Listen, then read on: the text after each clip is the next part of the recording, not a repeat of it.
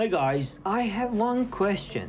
What is the definition of franchise player? Since LeBron changed the power dynamics between players and the league management, star players now have much bigger authority than before. They can choose to stay or leave the team even in the middle of the season. The salary cap has been going up all the time. Jaylen Brown signed a $304 million deal as the most expensive contract ever in the history of NBA. James Harden used to have the best days in Houston by earning MVP and being a scoring champ. But now he's adamant to keep changing his team to finally win his first ring. Bradley Beal was once expected to be one of the franchise players with John Wall, but the multiple injuries broke all the bright vision for him and the Wizards. KD won rings as a Warrior, but before then he was definitely a franchise player of OKC together with Westbrook. Kawhi Leonard has so much potential to be a franchise player of Spurs after the retirement of Tim Duncan, but he flew away to Raptors and snatched the ring. As an NBA fan for the last 20 years myself, this looks insane.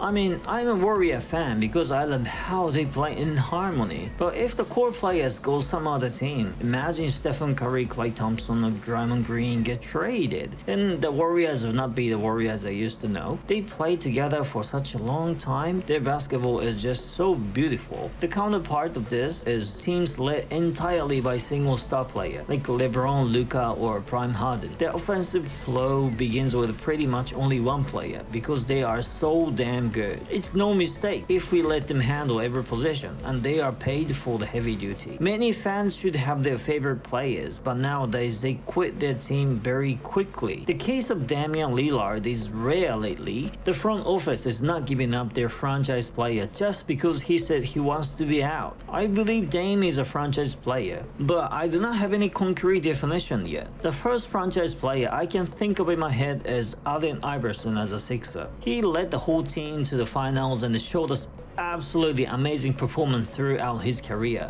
I became an NBA fan around 2002. Back then, MJ is back as a Wizard for a short period of time. I just wanted to watch him play. It was easy to find franchise players in the early 2000s. T-Mac for Orlando, KG for Minnesota, Paul Pierce for Boston. All of them did not win a ring in the prime, but it was fun to watch. In these days, NBA is more polarized. Tanking is now accepted as a norm. Star players flock in rich team. Again, what is the definition of franchise player? Obviously, the first condition is that they must play for a single team for a long time. The second condition is they must have outstanding ability among all the NBA players. This does not have to be scoring.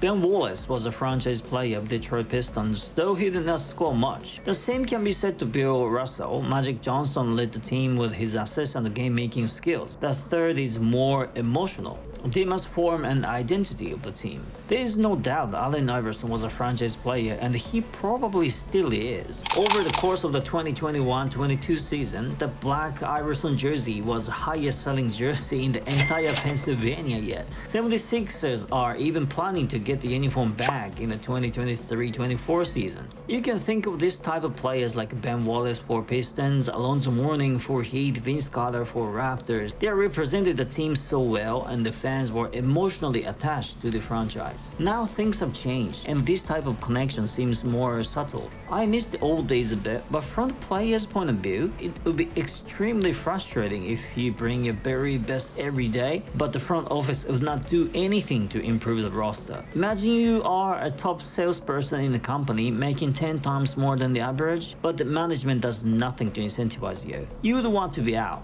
Well, star players are of course incentivized with the insane salary, so it is their duty to play their best. But it is emotionally excruciating if your blood-shedding effort is not leading the team to wins. You will be the first person to be blamed that, on and off the court. When SNS was not out there, the emotional pain was not as bad as now, I assume. But now, virtually every player reads tweets about themselves. Whether you play well or not, hard or soft, it is impossible to avoid the negative comments. You may become less patient once you pay too much attention to your reputation. Do you prefer star players to stay in the same team as a franchise player, or actively seek for trades to win? The league wants star players to stay in the team they were drafted, so they have rules like a bird right, rookie contract extension, rookie supermax contract, and so on. What defines a franchise player?